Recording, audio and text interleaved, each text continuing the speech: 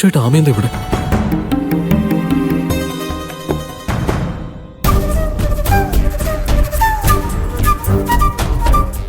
നിയമോൾക്ക് എന്തെങ്കിലും വാങ്ങിച്ചു കൊടുക്കാൻ വേണ്ടി വന്നാവോ?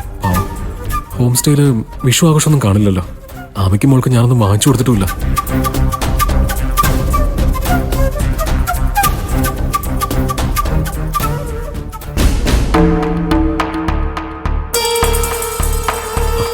എന്തായാലും വണ്ടിയിൽ വാങ്ങി വെച്ചിരിക്കുന്ന ഗിഫ്റ്റ് അമ്പിളിക്കും മോൾക്കും കൊടുക്കാൻ കഴിഞ്ഞില്ല.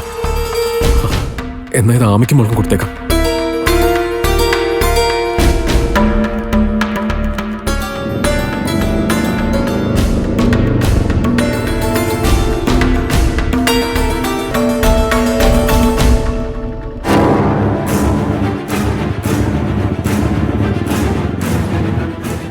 അവളെ പോയല്ലോ.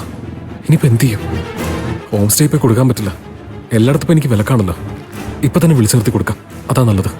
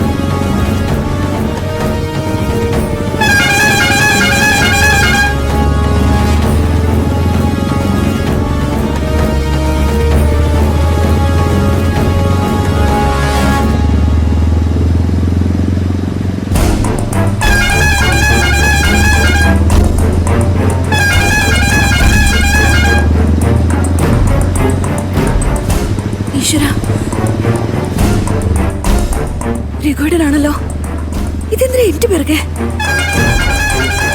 ഏതായി കക്ഷി? നിങ്ങൾക്കറിയാവുന്നതാണോ? അറിയില്ല. ചേട്ടനൊന്ന് വേഗം വണ്ടി വിട്ടോ.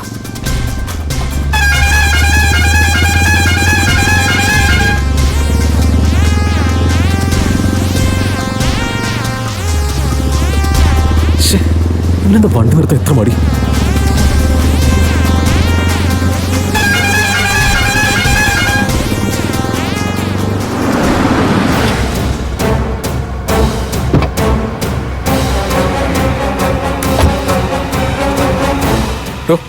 മര്യാദക്ക് ഞാൻ വണ്ടി നിർത്താൻ പറഞ്ഞല്ലേ? എനിക്ക് വേണ്ടപ്പെട്ട കുട്ടിയാ. ഇന്ന് വെച്ച് റോഡിൽ കിടന്ന് എന്ത് അഭ്യാസവും കാണിക്കാവുന്നാണോ? എന്റെ ആമി, ഞാൻ നിന്നെ കണ്ടിട്ട് വന്നതാ. എന്താ രഘുവേട്ടന് വേണ്ടേ? ഇന്ന് വിഷുവായിട്ട് പഞ്ചരത്നത്തിൽ പോയില്ലേ? ആമി, ഞാൻ അവിടെ നിന്ന് വരുന്നേ. എല്ലാരും കണ്ടു. വിഷുക്കോടിയും വിഷു കൈനീട്ടും ഒക്കെ കൊടുത്തു. പക്ഷേ അമ്പിളി എന്നെ വീണ്ടും അവിടെ നിന്ന് ഇറക്കി വിട്ടു. ആമി, അല്ല ഞാൻ നിക്കണോ അതോ പോണോ? എടോ, താൻ പൊക്കോ. എത്ര വേണ്ടേ? ഇത് വെച്ചോ. വേണ്ട, ഞാൻ വിളിച്ച വണ്ടിയാ. എനിക്കിത് പോണം. എന്റെ മോൾ എന്നെ കാത്തിരിക്കുക. എന്റെ ആമി, നിന്നെ ഞാൻ എന്റെ വണ്ടിയിൽ കൊണ്ടുവിടാം. ഒന്ന് സമാധാനിക്കേ. എനിക്ക് മോളെ ഒന്ന് കാണണം. അതുകൊണ്ട് ആമി. പിന്നെ ഞാൻ വിഷുവിനൊന്നും തന്നില്ലല്ലോ. ഒന്നും വീട് രഘുവേട്ടാ. ഇങ്ങനെ പുറകെ നടന്ന് ശല്യം ചെയ്യാതെ ഒന്ന് സ്വസ്ഥമായിട്ട് ജീവിക്കാൻ സമ്മതിച്ചാൽ മതി. ആമി, ഞാനൊന്ന് ആമി, എല്ലാരും ശ്രദ്ധിക്കുന്നുണ്ട്.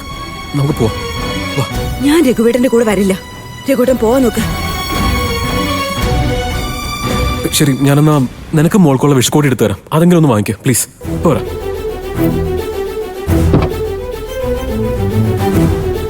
ചേട്ടാ വേഗം വിട്ടോ. എടോ പോലെ തന്നെന്തേ കാണിക്കുന്നത്? അമ്മി, നീ വെറുതെ എന്നെ ദേഷ്യം പിടിപ്പിക്കല്ലേ. ഇത് വാങ്ങിയിട്ട് പോ. എനിക്ക് വേണ്ടെന്ന് പറഞ്ഞില്ലേ? ദേവി തന്നെ പോവാൻ അനുവദിക്കേ. അമ്മി, ഞാനൊന്ന് പറയുന്ന കേക്ക്. എന്താ പെങ്ങളെ പ്രശ്നം? ഒരു പ്രശ്നമില്ല. ഇത് ഞങ്ങളുടെ പേഴ്സണൽ കാര്യ. ആരും ഇടപെടണ്ട പ്ലീസ്. പബ്ലിക്കായിട്ട് ഒരു പെൺകുട്ടിയെ വഴി തടഞ്ഞു നിർത്താനാണോ പേഴ്സണൽ കാര്യം? ഹലോ സുഹൃത്തെ, ആമി എന്റെ ഫ്രണ്ടാ. ഞാൻ ഇവൾക്കും മോൾക്കും വിഷുവിന് ഗിഫ്റ്റ് കൊടുക്കാൻ വേണ്ടി വിളിച്ചു നിർത്തിയതാ. എനിക്ക് നിങ്ങളുടെ ഗിഫ്റ്റ് ഒന്നും വേണ്ടെന്ന് പറഞ്ഞില്ലേ? എനിക്ക് വേറെ ഓർഡർ ഉള്ളതാ. അമ്മി, നീ ഒരാൾക്ക് ആവശ്യമില്ലാത്ത സാധനം താൻ അതിനെ തലയെ കെട്ടി വെക്കാൻ നോക്കുന്നേ. താനൊന്ന് വഴിയിൽ നിന്ന് മാറി അവര് പോട്ടെ. എന്നെ വഴി മാറ്റം താനാണോ? സദാചാര പോലീസുകൾ ഇങ്ങോട്ട് വേണ്ട. ഇതൊക്കെ ഞാൻ കുറെ കണ്ടിട്ടുള്ളതാ. മനസ്സിലായോ? എന്റെ മേക്ക് തൊടാ. നീ ആരാടാ? ഒരു വരുത്തം നമ്മുടെ നാട്ടിൽ ഷോ കാണിക്കുന്നു. വിഷുക്കോടി പിന്നെ പരിസരത്ത് അവിടെ വിഷുക്കോടി അവനെ പോലീസായി കൊടുക്കണം അങ്ങോട്ട്. അവിടെ അനാവശ്യം പറഞ്ഞോണ്ടിരിക്കുക. എന്തൊക്കെയോ ഗിഫ്റ്റ് കൊടുക്കാനാ, എന്തൊക്കെ പറയുന്നത്, എന്തൊക്കെ പ്രശ്നങ്ങൾ സാറേ എനിക്കറിയാം. സാർ പോയോ? സാർ കോടി കാണിച്ചു കൊടുക്കൂടാ. ഇയാളെ പിടിച്ച് വണ്ടി കയറ്റി. ഇങ്ങോട്ട് വാടോ നടക്കണോ കേറ്റടോ. സാർ ഞാൻ ഗിഫ്റ്റ് കൊടുക്കാൻ വേണ്ടി വണ്ടി കയറ്റേ. സാർ ഞാൻ ചെയ്തിട്ടില്ല.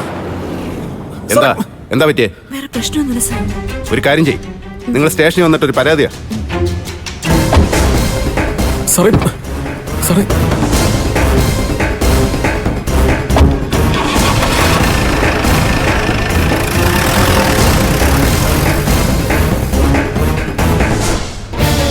എങ്ങനെ പോവാം? സ്റ്റേഷനിലേക്ക് പോണ്ടേ?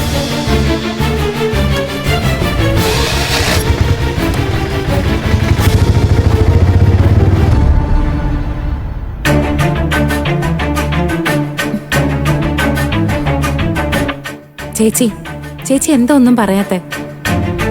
ചില തീരുമാനങ്ങളൊക്കെ അതിൻ്റെതായ സമയത്ത് തന്നെ എടുക്കണം. വൈകിപ്പോയാൽ ചിലപ്പോ അത് വലിയ നഷ്ടങ്ങൾ വരുത്തിയെന്നിരിക്കും. അതെ ചേച്ചി, രഘുവേട്ടന്റെ ഭാഗത്തുണ്ടായ തെറ്റുകൾ ചൂണ്ടിക്കാട്ടി ചേച്ചി രഘുവേട്ടന് ശരിയായ ശിക്ഷ തന്നെ കൊടുത്തില്ലേ? അതിന് ഞങ്ങളാരും ചേച്ചി എതിർത്തില്ലല്ലോ.